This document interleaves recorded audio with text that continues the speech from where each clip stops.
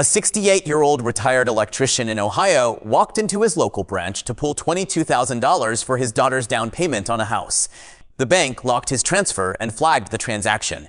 He had spent 34 years doing honest union work. But instead of handing over his money, the bank interrogated him about his family's plans, delayed the check, and processed his withdrawal request using the exact same protocols they use for a criminal investigation. 3 weeks later, his name quietly entered a federal database, accessible by the IRS, DEA, and Homeland Security agents. He still doesn't know what is in that file, because under federal law, his bank is legally forbidden from telling him it even exists.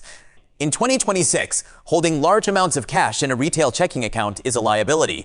Doing so actively paints a federal surveillance target on your back. Most people treat a checking account as a secure vault, overlooking the constant mathematical drain on their savings. Look at this chart comparing average bank yields against inflation. As of May 2026, the national average checking account pays an interest rate of 0.06%. Meanwhile, official inflation is running near 3%. If you keep $50,000 sitting in that account, you are guaranteed to lose roughly $1,500 of purchasing power every single year. But the bank isn't losing money. They take that exact same deposit and lend it out on auto loans and credit cards at rates between 7 and 13%. They extract massive returns by lending your money out, while passing zero benefit back to you. The modern banking system mathematically guarantees the slow erosion of your purchasing power, while the institution profits risk-free.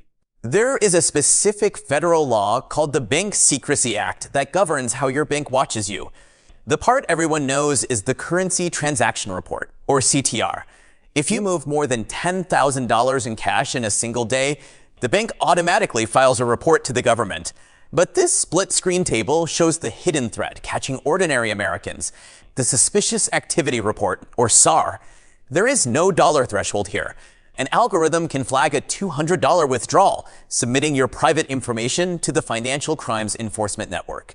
Warning you of a SAR is a federal crime called tipping off, carrying 5 years in prison. Watch the scale. Filing a false report costs the bank $0, but missing a threat costs millions in fines and permanently revoked professional licenses. This asymmetric legal trap ensures banks will file tens of thousands of reports on innocent retirees every year. Sacrificing your privacy costs them absolutely nothing. Protecting it could cost them everything. You do not have to commit a crime to get flagged. You only have to trip a wire in the compliance software. The most common trigger is a sudden deviation from your historical withdrawal pattern. If you usually take out $300 a week, a sudden withdrawal of $3,000 to pay a contractor will automatically alert the system. Another automatic trigger is structuring. If you make multiple small deposits over a few weeks that add up to nearly $10,000, the algorithm assumes you are deliberately evading the reporting limits. An Iowa restaurant owner routinely made cash deposits under $10,000 because her commercial insurance capped the cash she could keep on premises.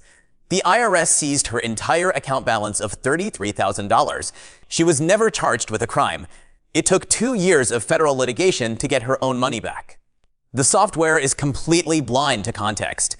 Executing your first ever wire transfer will trigger a review. Trying to keep your bookkeeping tidy by withdrawing exact round numbers like $5,000 will trigger a review. You do not need to do anything illegal to lose access to your money. You simply have to match the specific behavioral signature that a compliance algorithm was deliberately programmed to hunt for. You cannot outsmart a banking algorithm, and you cannot change the federal incentive structure. The only way out is to permanently change where your savings live. This diagram outlines the 4-tier architecture financial professionals use. The first tier is for daily operations. Keep only 1 to 2 months of living expenses in your local checking account. The second tier moves 3 to 4 months of near-term reserves into an online high-yield savings account, earning over 4% interest while remaining fully liquid. Next is the rolling liquidity layer. You secure 6 to 12 months of expenses in a U.S. Treasury bill ladder.